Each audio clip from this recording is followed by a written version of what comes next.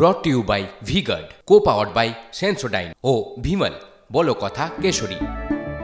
Associate sponsor UltraTech cement. আরো একটা বড় খবরের দিকে নজর রাখতেই হচ্ছে। নরেন্দ্র মোদীর সরকারের শপথে আসতে পারেন শেখ হাসিনা। নরেন্দ্র মোদীর সরকারের শপথে আসতে পারেন শেখ হাসিনা। শপথ অনুষ্ঠানের আমন্ত্রণ গ্রহণ করেছেন বাংলাদেশের প্রধানমন্ত্রী। ইতিমধ্যেই নরেন্দ্র মোদীকে শুভেচ্ছা জানিয়েছেন শেখ হাসিনা।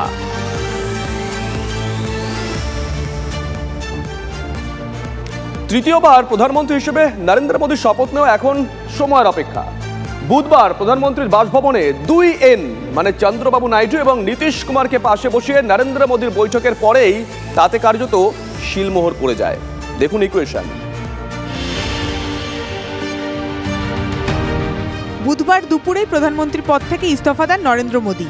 দ্বিতীয়বারের প্রধানমন্ত্রী হিসেবে শেষবার ক্যাবিনেট বৈঠকও করেন তিনি। তারপরে ইস্তফাপত্র নিয়ে হাজির হন রাষ্ট্রপতি ভবনে। তারপরই শুরু হয় তৃতীয়বারের সরকার গড়ার তোড়জোড়। এককভাবে সংখ্যাগরিষ্ঠতা না মেলায় সরকার গড়তে এবার শরিক নির্ভর হতে হচ্ছে বিজেপিকে। বিকেলে সেই শরিক দলের শীর্ষ নেতাদের সঙ্গেই দীর্ঘক্ষণ বৈঠক করেন নরেন্দ্র মোদী।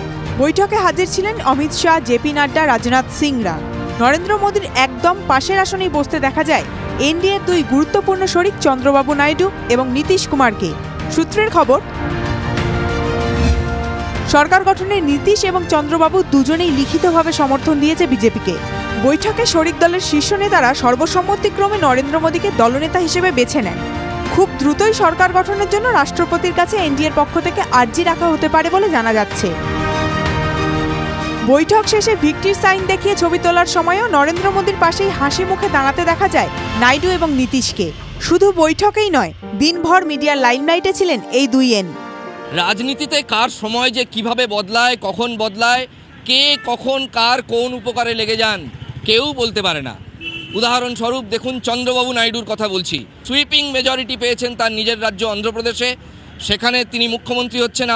আবার একই সঙ্গে নয়াদিল্লিতে বিজেপি এমন রেজাল্ট হয়েছে, সেখানে চন্দ্রবাবু নাইডুর সাহায্য না পেলেই নয়।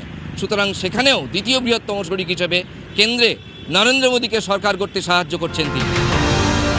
যদিও ফল ঘোষণার পর থেকেই চন্দ্রবাবু নাইডুকে নিয়ে জল্পনার অন্ত ছিল না। এনডিএ না ইন্ডিয়া, শেষ পর্যন্ত তিনি কোন শিবিরে যোগ দেন তা নিয়ে তুমুল চর্চা চলছিল। পরে সেই জল্পনার অবসান করে এনডিএ বৈঠকেই যোগ দেন TDP supremo. Sir, how was the meeting? Sir, how was the meeting? Are you pledging support? Sir, how was the meeting? You're part of the NDA, sir. Sir, how was the meeting? How can we contest elections if you are not a part of NDA? Three parties combined we collected. Why you got that doubt? I don't know. Sir, how was the meeting? How was the meeting, sir? Good. We elected. And sir, what about portfolios? Sir, anything? So what are the demands? Sir, any Good. portfolio? What about portfolios? I will talk to you afterwards.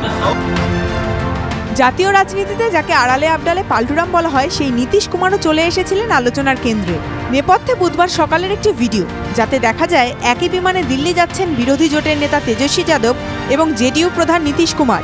শুরু হয়ে যায় নানা অঙ্ক কষা, কিন্তু এ যাত্রায় আর উল্টো পথে যেতে দেখা যায়নি নীতিশকে। এই এনডিএ শিবিরে কিন্তু কে মুখ এ নিয়ে কোনো বিতর্কের জায়গা নেই, কারণ এখানে মুখ ফিক্সড, এখানে মুখ নরেন্দ্র মোদী স্বয়ং। সুতরাং এখানে এই বিতর্কের কোনো জায়গা নেই। কিন্তু যদি ইন্ডিয়াতে যান, সেখানে কিন্তু মুখকে সরকার তারা গড়তে পারুক বা না পারুক, কে মুখ কোয়ালিশনের মাথাকে, সেটা নিয়ে কিন্তু সেখানে চোরা বিতর্ক আগেও ছিল, এখনও আছে, ভবিষ্যতেও থাকতে পারে। ফলে আপাতত এনডিএ শিবিরে থেকে যাওয়াই নিরাপদ এবং শ্রেয় মনে করছেন নীতিশ কুমার। সবকিছু ঠিক থাকলে আগামী শনিবারই তৃতীয়বার প্রধানমন্ত্রী পদে শপথ নিতে পারেন নরেন্দ্র মোদী। ক্যামেরায় মাখন পাত্রের সঙ্গে রাজা চট্টোপাধ্যায় ও জ্যোতির্ময় কর্মকারের রিপোর্ট, TV9 বাংলা।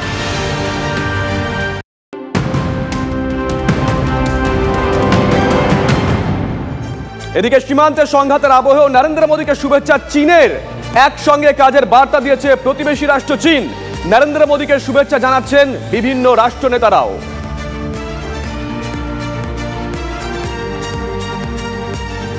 আরো একটা গুরুত্বপূর্ণ খবর দিকে নজর রাখতেই হচ্ছে। আগামীকাল সকাল 11টায় বিজেপির সংসদীয় কমিটির বৈঠক।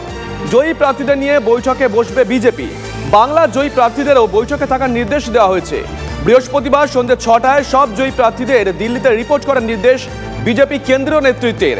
দিল্লিতে ডাকা হয়েছে শুভেন্দু অধিকারীকেও।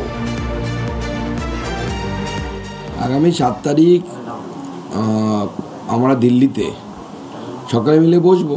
সেখানে আমাদের নবনির্বাচিত সাংসদদেরকে রাজ্যসভা এবং লোকসভা থেকে ডাকা হয়েছে এবং তার সাথে সাথে বিভিন্ন রাজ্যের ফ্লোর লিডার, বিধানসভার ফ্লোর লিডার বা মুখ্যমন্ত্রী তাদেরকেও ডাকা হয়েছে, তারা যাবেন।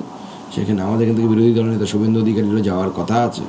সকল নবনির্বাচিত অর্থাৎ 12 জন নবনির্বাচিত যারা সাংসদ আছেন তারা এবং রাজ্যসভার সাংসদ তাদের 2 জন আমাদের যে আছেন তাদেরকে যেতে বলা হয়েছে।